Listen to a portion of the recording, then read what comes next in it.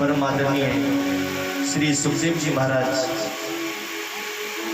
कहते हैं, राजा परीक्षित, यदि तुम कम से कम समय में मुक्ति चाहते हो तो सर्वप्रथम जितासनो जित श्वासो जित संगो जितेंद्रिय। जितासनो अपने आसन को जीतो।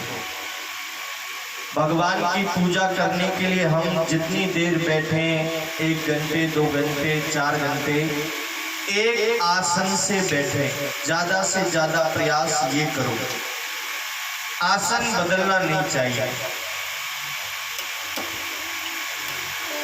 जितासनो जित श्वासो, अपनी श्वास को जीतो। इस मनुष्य की 24 घंटे में 21,600 श्वास निकलती हैं। कहते हैं कि श्वास श्वास पर कृष्ण भज, वृथा श्वास मत खोए, ना जाने या श्वास को आवन होए ना होए। जो श्वास निकल गया वो जीवन में कभी दोबारा नहीं आएगा। डॉक्टर को चाहे 1 लाख 2 लाख 10 लाख दे देना, परंतु डॉक्टर भी एक भी सांस नहीं दे सकता।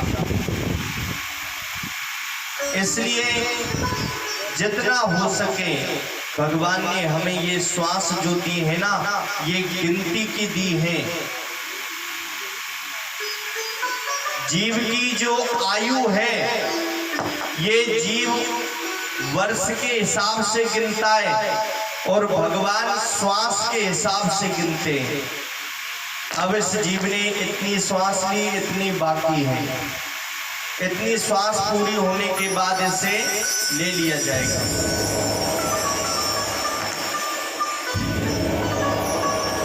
श्वास हमें अपना कभी भी व्यर्थ नहीं करना चाहिए। कहते हैं, कर से कर्म करो विदनाना, मन राखो जहां कृपा निधाना। अपने हाथों से हम कोई भी काम करें घर गृहस्थ का, लेकिन मुख जो है उससे भगवान का नाम हमें निरंतर जपते रहना चाहिए। हम अपने घर गृहस्थ में जब काम करते हैं, कार्य करते हैं, हमारे हाथों से तो कार्य किया जाता है।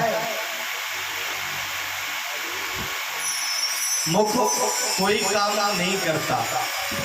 हाथों को काम पर लगाओ, घर का काम होता रहेगा और मुख को भगवान का नाम लेने में लगा दो।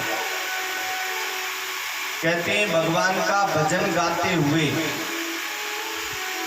भगवान के नाम का उच्चारण करते हुए यदि हम अपने घर में काम करते हैं, कार्य करते हैं, तो वो कार्य नहीं, वो सेवा में बदल जाता है।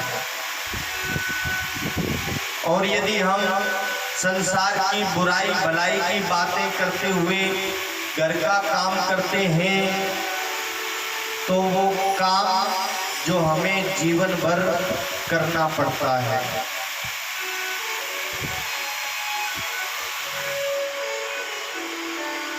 इसलिए ज्यादा से ज्यादा प्रयास ये करो कि हम कार्य ना करके सेवा करें। कहते हैं, सेवा जो करते हैं उनको भगवान का आशीर्वाद अवश्य मिलता है।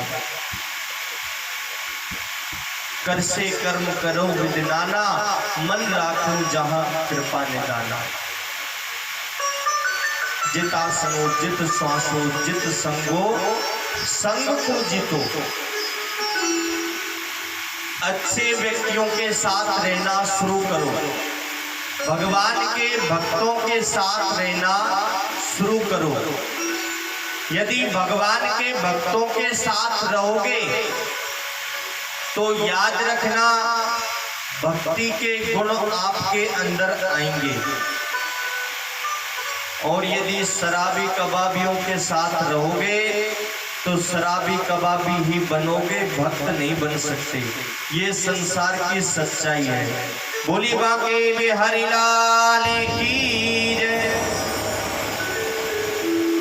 यदि जीवन को संभालना है तो भगवान के भक्तों के साथ रहना शुरू करें। जो धर्म की रक्षा करते हैं उनके साथ रहना शुरू करें। जित संगो जितेंद्रिया, अपनी इंद्रियां जो हैं इन इंद्रियों को जीतो। व्यक्ति सब इंद्रियों को जीत सकता है, परंतु दो इंद्रियां ऐसी हैं जिनको जीतना बड़ा ही कठिन है। वो कौन कौन सी? एक तो हमारा मन। मन को जीतना बहुत बड़ी बात है। और दूसरा हमारी जिह्वा। जिह्वा को भी जीतना बहुत कठिन है। चाहे घर के बर्तन बिक जाएं, पर चाट पकौड़ी खानी है तो खानी है। ये कौन मांग रहा है? ये जिह्वा, जो जीव को, जीव चाहता है कि मैं अच्छे अच्छे कर्म करूं, भगवान का नाम लूं, परंतु ये जिह्वा भगवान का नाम लेने के लिए मूर्ति नहीं है। यदि किसी से कह दिया जाए कि भाई आप अपनी जिह्वा से एक श्वास में कितनी बार भगवान का नाम ले सकते हो, तो शायद 10 बार, 5 बार। और किसी से कह दिया जाए कि भाई आप एक श्वास में कितनी गालियां दे सकते हो, हजारों की संख्या पूरी हो जाएगी पर गाली बंद नहीं होंगी। ये जिह्वा ही तो है। जिह्वा चाहे तो भरे बाजार में पिटवा दे, और जिह्वा चाहे तो भरे बाजार में स्वागत भी करवा दे। कहते हैं जिसने अपनी जिह्वा पर काबू पा लिया वो अपनी इंद्रियों को आराम से अपने वश में कर लेता है। जितना हो सके, यदि आपका मन करता है नई नई वस्तुएं खाने पीने का, तो टाल करो, कोई बहाना लगाओ जिससे ये जो जिह्वा दिन प्रतिदिन जिसकी कामनाएं बढ़ती जा रही हैं ये नष्ट हो जाए, ये कामनाएं नष्ट हो। एक भगत जी थे। भगत जी ने सोचा, बोले घर वाले अच्छा अच्छा खाने पीने के लिए वैसे तो मुझे देंगे नहीं, क्यों ना व्रत कर लिया जाए। यदि व्रत कर लूंगा तो घर वाले बहुत अच्छा अच्छा खाने पीने के लिए देंगे। भगत जी ने क्या किया, खाने पीने के लिए व्रत रख लिया। पत्नी से आकर कहने लगे, सुनती हो?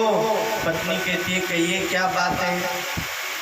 भगत जी कहते हैं, बोले सुनो, आज हमने व्रत रखा है। पत्नी कहने लगी, बोले महाराज ये तो बहुत बड़ी बात, आज आपने जीवन में पहली बार व्रत रखा। भगत जी कहने लगे, बोले व्रत तो हमने रख लिया, परंतु आप हमारे लिए कुछ फलाहार बनाओ।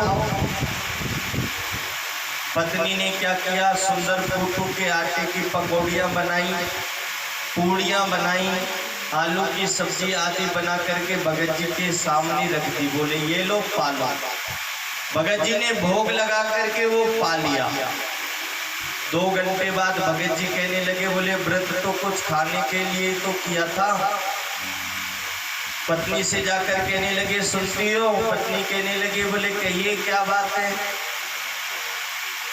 भगत जी कहते हैं, बोले सुनो, आपको पता है हमने व्रत किया है और व्रत में कुछ खाते पीते नहीं है, एक काम करो जूस वगैरह ले आओ।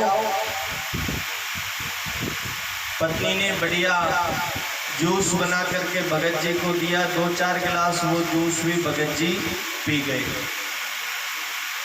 2 घंटे फिर बीते। 2 घंटे बाद फिर भगत जी कहने लगे, बोले ऐसे तो काम नहीं चलेगा।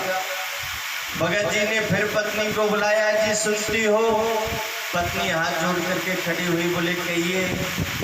भगत जी कहते, बोले देखो एक काम करो, आप है ना आलू का हलवा बनाओ, कुछ अच्छी अच्छी चीजें बनाओ, जिसलिए हमने व्रत किया है। पता है आज हम कुछ खाएंगे तो है नहीं, व्रत है हमारा। पत्नी ने वो भी बना करके दिया, भगत जी ने भोग लगा करके वो भी पा लिया। ऐसे ही करते करते रात के 9 बज गए। अब तो भगत जी को बहुत जोर से भूख लगने लगी। भगत जी कहते हैं, बोले सुनो देवी, मुझे तो बहुत जोर से भूख लगी है, घर में जो कुछ रखा हो वो सब आप ले आइए। पत्नी हाथ जोड़ करके खड़ी हो गई, बोले महाराज आपने अच्छा व्रत किया, 2 रोटी सुबह खाते थे, 2 रोटी शाम को खाते थे, पूरे दिन भर फ्री। आज तो आपने पूरा दिन ही खाते पीते निकाल दिया। ये कौन मांग रहा है? ये भगत जी की जिह्वा के ऊपर जो पूतना बैठी हुई है ना, वो पूतना मांग रही है, भगत जी नहीं मांग रहे।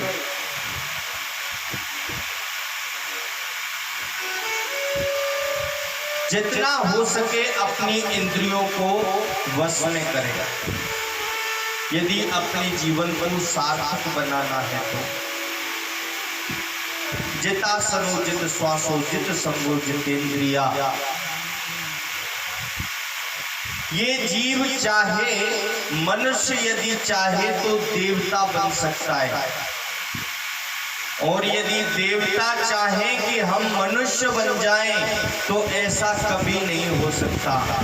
दुर्लभो मानसो देही देही नाम क्षण मुंगुरा। ये मनुष्य देही जो मिलती है बड़ी दुर्लभ है। इस मनुष्य देही को, मनुष्य योनि को कहा जाता है मोक्ष का द्वार। कहीं ऐसा ना हो भगवान ने हमारे ऊपर कृपा करके हमें ये मनुष्य योनि प्रदान की, और ये मनुष्य योनि संसार के व्यर्थ के कामों में बीत जाए और दोबारा फिर 84 के बंधन में बंधना पड़ जाए। इसलिए ज्यादा से ज्यादा प्रयास ये करो कि हमें पुनरपि जन्मम पुनरपि मरणम पुनरपि जननी जठरे सैनम भज गोविंदम गोविंदम भज मूढ़मते। बार बार जन्म लेना, बार बार मरना, ये जो आवागमन का सुचक्र लगा हुआ है, इस चक्र से हमें छुटकारा मिल जाएगा। बोलिए बांके बिहारी लाल।